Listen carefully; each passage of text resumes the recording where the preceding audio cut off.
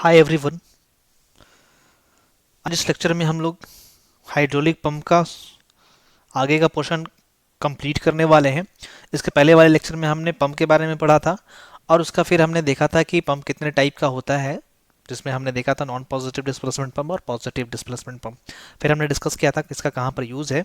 फिर हमने बताया था कि हाइड्रोलिक सर्किट में, हाइड्रोलिक सिस्टम में हम लोग पॉजिटिव डिस्प्लेसमेंट पंप पढ़ते हैं और फिर आज हम लोग उस पॉजिटिव डिस्प्लेसमेंट पंप का कुछ क्लासिफिकेशन देखने वाले हैं, कुछ टाइप्स देखने वाले हैं। उसके बारे में फिर आज हम लोग एक टाइप का वेन पंप के बारे में पढ़ने वाले हैं। तो इस लेक्चर में हम लोग वेन पंप को कंप्लीट कवर कर लेंगे। क्या क्या उसका एडवांटेजेस है, डिसएडवांटेज है, वो सारी चीज़ें हम लोग डिस्कस कर लेंगे। तो वीडियो कंप्लीट देखिएगा। इसका फर्स्ट लेक्चर आप नहीं देखे होंगे हाइड्रोलिक पंप का, तो वो भी आप देख लीजिएगा। और अगर पीडीएफ नोट्स डाउनलोड करना चाहते हैं इंडस्ट्रियल फ्लूइड पावर का कंप्लीट फर्स्ट यूनिट से लेकर 6 यूनिट तक, तो आप वीडियो के डिस्क्रिप्शन में चाहें जाकर वहां से डाउनलोड कर सकते हैं। लिंक ऑलरेडी आपको प्रोवाइडेड है। चलिए तो लेक्चर शुरू करते हैं।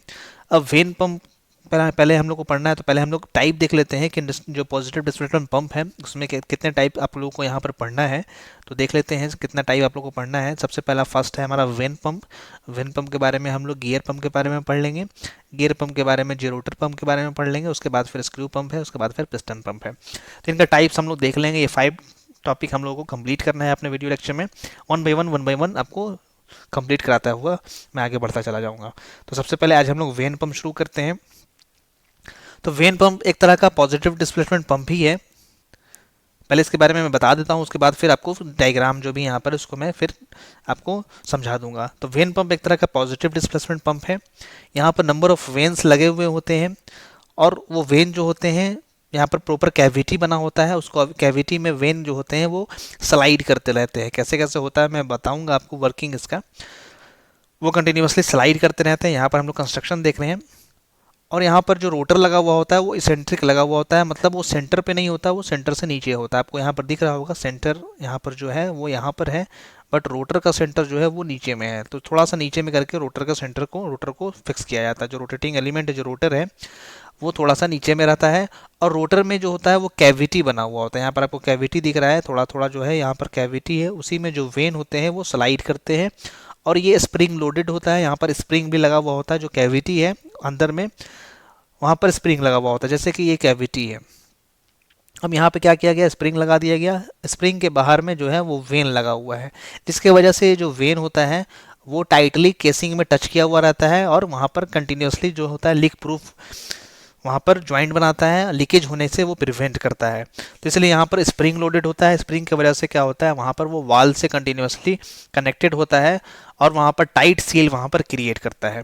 तो यहाँ पर हमने देखा कि यहाँ पर वेंस होता है। वेंस रोटर जो है वहाँ पर उसमें कैविटी बने होते हैं और नंबर ऑफ वेंस होते हैं। वेंस उस कैविटी में कंटिन्यूसली स्लाइड करते रहता है, कंटिन्यूसली स्लाइड करते रहता है और ये स्प्रिंग के हेल्प से ये टच में रहता है। जो केसिंग है, जो बाहर में रोटर के बाहर में आपको यहाँ पर केसिंग दिख रहा है, उस केसिंग से ये टच में रहता है, जिससे कि यहाँ पर टाइट एक सील प्रोवाइड होता है, जिससे कि इनलेट और आउटलेट दोनों होता है। सक्शन और डिस्चार्ज दोनों एक दूसरे से मतलब कनेक्शन में नहीं रहता है, अलग अलग दोनों सेपरेट होता है यहाँ पर।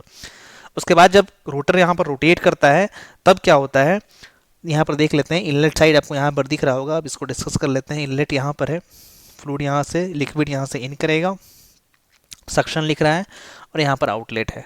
अब होता क्या है, यहाँ पर जैसे ही रोटर ये यहाँ पर जो रोटर है वो क्या होता है, एक शाफ्ट से कनेक्टेड होता है और शाफ्ट जो होता है वो मोटर से कनेक्टेड होता है। यहाँ पर मोटर लगा हुआ है। मोटर जब स्टार्ट किया जाता है तो अंदर का जो रोटर होता है वो रोटेट होना स्टार्ट हुआ। मान लीजिए कि ये क्लॉकवाइज डायरेक्शन में रोटेट कर रहा है। अब जैसे ही क्लॉकवाइज डायरेक्शन में रोटेट करेगा तो जो भी फ्लूइड इनलेट के पास, जो भी लिक्विड इनलेट के पास होगा वो यहाँ पर फील होगा, इतने दूर में फील होगा। तो अब क्या होगा, जैसे ही रोटर रोटेट हुआ तो ये फील होकर आगे बढ़ जाएगा। आगे बढ़ेगा तो अब इस वाले पोजीशन में आ जाएगा। उसी तरह से जैसे ही और आगे रोटेट होगा वो यहाँ पर चला जाएगा और जैसे ही आगे रोटेट होगा वो धीरे धीरे आगे तरफ बढ़ता हुआ फिर आउटलेट से बाहर निकल जाएगा।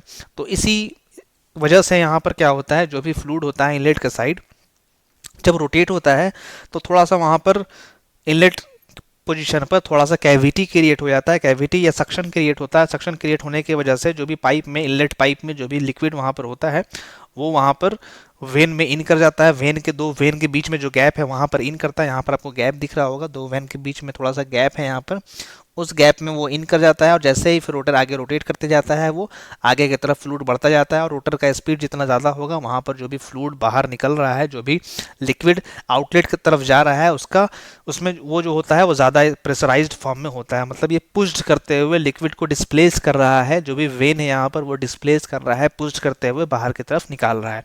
लिक्विड है तो उसको ज़्यादा हम कंप्रेस कर नहीं पाएंगे, इसलिए वॉल्यूम यहाँ पर ज़्यादा रिड्यूस करके दिखाया नहीं गया है कि ये बहुत ज़्यादा वॉल्यूम को रिड्यूस कर रहा है।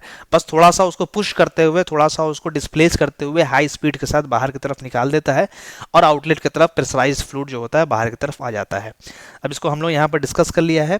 यहाँ पर आपको दिख रहा होगा ड्राइविंग शाफ्ट दिखाया गया है। ये ड्राइविंग शाफ्ट है जो आपको बता रहा था, जो मोटर से कनेक्टेड होता है, जहाँ से वो उसको एनर्जी मिलता है, जो मैकेनिकल फॉर्म में एनर्जी मिलता है।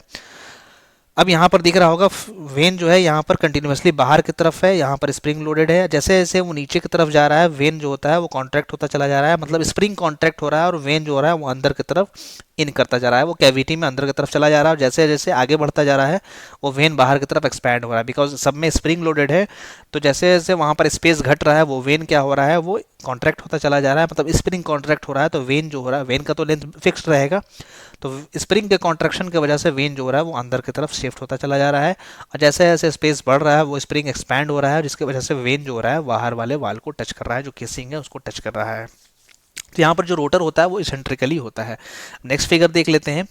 लगभग हमने कंस्ट्रक्शन और वर्किंग डिस्कस कर लिया। यहाँ पर देख रहे हैं फ्लूइड जो है वो, लिक्विड जो है वो यहाँ पर इन कर रहा है। उसके बाद यहाँ पर जो भी गैप है वहाँ पर इन कर गया, और यहाँ पर रोटेशन हो रहा है इसका क्लॉकवाइज डायरेक्शन में। तो फ्लूइड जो हो रहा है, जैसे वेन आगे, ये दोनों वेन है, मान लीजिए ये वेन आगे चला गया, मान लीजिए वेन यहाँ से अब यहाँ आ गया, यहाँ आ गया, तो फ्लूइड इसमें आ गया, इस बीच में आ गया। जैसे ही फिर हमारा आउटलेट की तरफ ये ओपन होगा, फ्लूइड को प्रेशराइज्ड फॉर्म में बाहर की तरफ ये निकाल देता है। इसके बाद आगे देख लेते हैं। यहाँ पर हम लोग को इसका एनिमेशन का फॉर्म में दिख रहा है। यहाँ पर एंटी क्लॉकवाइज डायरेक्शन में रोटेट कर रहा है, तो आपको ध्यान रखना है यहाँ पर जो रोटेशन हो रहा है वो एंटी क्लॉकवाइज डायरेक्शन में रोटेशन हो रहा है, और इसेंट्रिकली ये थोड़ा सा ऊपर की तरफ शिफ्ट है, और गैप जो है वो नीचे की तरफ है। तो ये थोड़ा सा डायग्राम जो बनाया गया है, जो एनिमेशन है, वो थोड़ा सा उल्टा बनाया गया है। अब तक दोनों फिगर में हमने नीचे की तरफ शिफ्ट देखा था और ऊपर में गैप देखा था, बट यहाँ पर जस्ट अपोजिट है। तो ध्यान में रखना, ये एंटी क्लॉकवाइज डायरेक्शन में रोटेशन हो रहा है, और जैसे ही रोटेशन हो रहा है यहाँ पर इन कर जा रहा है लिक्विड। जो जो ग्रीन ग्रीन आपको दिख रहा है, थोड़ा सा स्काई ब्लू टाइप का, वो लिक्विड है, लिक्विड इन कर रहा है। और जैसे जैसे वेन आगे तरफ बढ़ रहा है, वो प्रेशराइज्ड फॉर्म में बाहर की तरफ वो डिस्चार्ज हो रहा है। तो देख लिया आपने कैसे ये वर्किंग इसका हो रहा है। कंस्ट्रक्शन भी हमने देख लिया, क्या क्या एलिमेंट्स होते हैं, वेन्स होते हैं, स्प्रिंग्स होते हैं। वेन जो होता है कैविटी में कभी स्प्रिंग की वजह से कॉन्ट्रैक्शन हो रहा है, मतलब अंदर की तरफ आ रहा है और बाहर की तरफ जा रहा है, और जिसकी वजह से वेन्स की वजह से वहाँ पर टाइट सील प्रूफ हो रहा है। इनलेट और आउटलेट जो होता है वो अलग अलग दोनों तरफ सेपरेट रहता है। अब हमने उसका पॉइंट वाइज जो भी हमने देखा उसको डिस्कस कर लेते हैं यहाँ पर, जिससे कि आपका नोट्स भी कंप्लीट होता चला जाएगा। अगर आप नोट करना चाहें तो इसको नोट करके कंप्लीटली एग्जाम में आप लिख भी सकते हैं। तो बोल रहा है, it is a positive displacement pump that consist of vanes mounted to a rotor that rotates inside a cavity. यहाँ एक तरह का पॉजिटिव डिस्प्लेसमेंट पंप होता है जो कंसिस्ट करता है वेन्स, जो कि माउंटेड होता है रोटर पर, और रोटर जो होता है रोटेट्स करते रहता है, और रोटर रोटेट करते रहता है, और रोटर में कैविटी भी होता है। जैसा कि हमने देखा रोटर, वहाँ पर देखा रोटर में कैविटी है, और उसी कैविटी में वेन्स जो होते हैं वो स्लाइड करते रहता है, और वहाँ पे स्प्रिंग भी लोडेड होता है। तो आगे हम लोग देख लेंगे सारे points. These vanes are to be tensioned to maintain contact with walls as the pump rotates.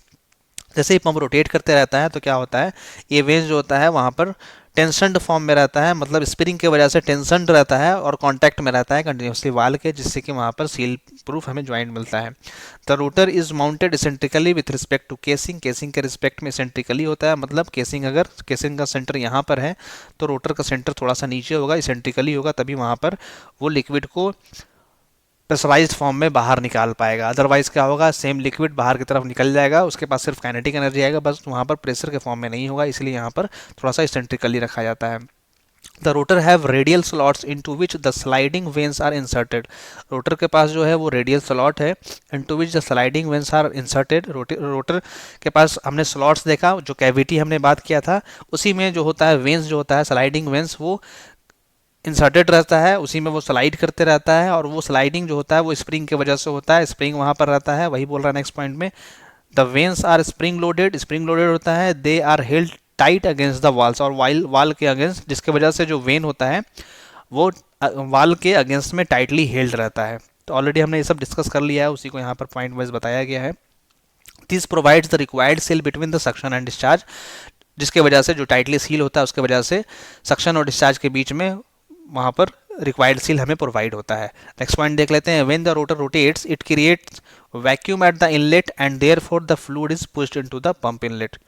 यहाँ पर जो रोटर रोटेट होता है तो हमने बताया था वहाँ पर ये क्रिएट करता है vacuum at the inlet, inlet पे वैक्यूम क्रिएट करता है, जिसके वजह से जो जो पंप के इनलेट में फ्लूइड जो होता है या लिक्विड जो होता है वो इन कर जाता है।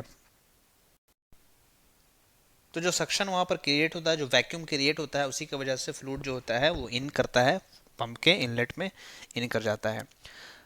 अब बोल रहा है कि कैपेसिटी जो है इस पंप का वो डिपेंड करता है, the capacity of the pump depends upon eccentricity, कितना एसेंट्रिसिटी रखा गया है उस पर डिपेंड करेगा। अगर एसेंट्रिसिटी ज़रा भी नहीं है तो जो फ्लूइड आउट हो रहा है उसका प्रेशर जो होगा वो नहीं के बराबर होगा वहाँ पर, because as it is fluid वहाँ पर आउट हो जाएगा, इसलिए एसेंट्रिसिटी वहाँ पर ज़रूरी है।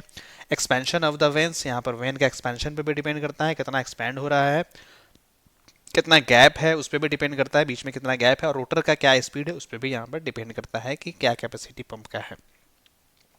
This pump can handle thin liquid at relatively higher pressure. यहाँ पर थीन लिक्विड को ही मतलब थीन लिक्विड मतलब ऐसा लिक्विड जो लो विस्कोसिटी पर वर्क करे, जो जिसके पास विस्कोसिटी लो हो।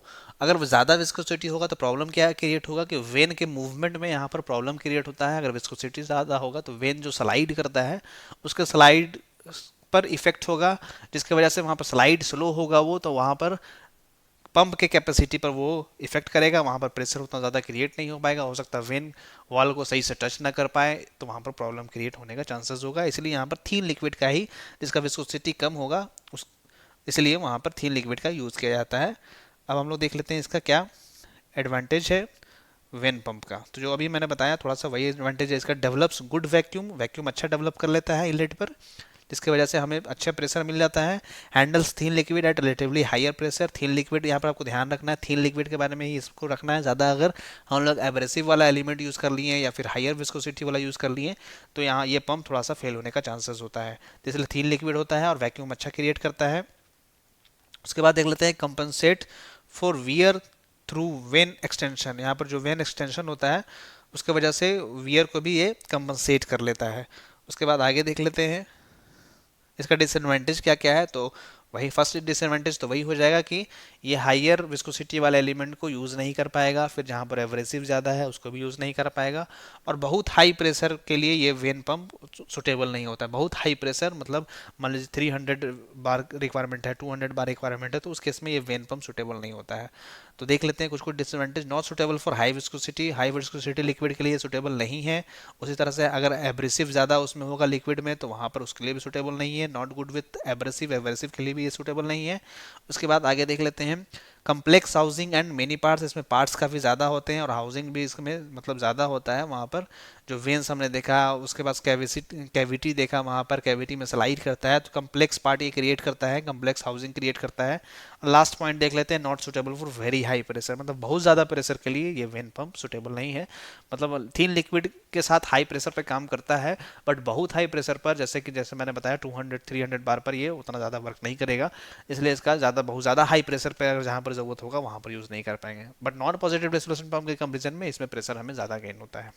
तो ये था हमारा वेन पंप। इसके बाद हम लोग आगे क्लास में गियर पंप देख लेंगे, तो इसको आप लोग अच्छे से कंप्लीट कीजिएगा। कुछ भी डाउट होगा तो वीडियो के कमेंट में आप कमेंट करके पूछ सकते हैं, और अगर पीडीएफ नोट्स आपको डाउनलोड करना होगा तो उसका लिंक वीडियो के डिस्क्रिप्शन में अवेलेबल है, आप चाहें तो कंप्लीट इंडस्ट्रियल फ्लूइड पावर का पीडीएफ नोट्स आप डाउनलोड कर सकते हैं और उसको पढ़ सकते हैं। जो भी मैं यहाँ पर लेक्चर लेता हूँ सेम टू सेम वहाँ पर आपको उसको थ्योरी पोर्शन में हैंड रिटन नोट्स अवेलेबल है, आप चाहें तो वहाँ से डाउनलोड कर सकते हैं। और जो भी डाउट होगा आप वीडियो के कमेंट में कमेंट करके पूछ सकते हैं।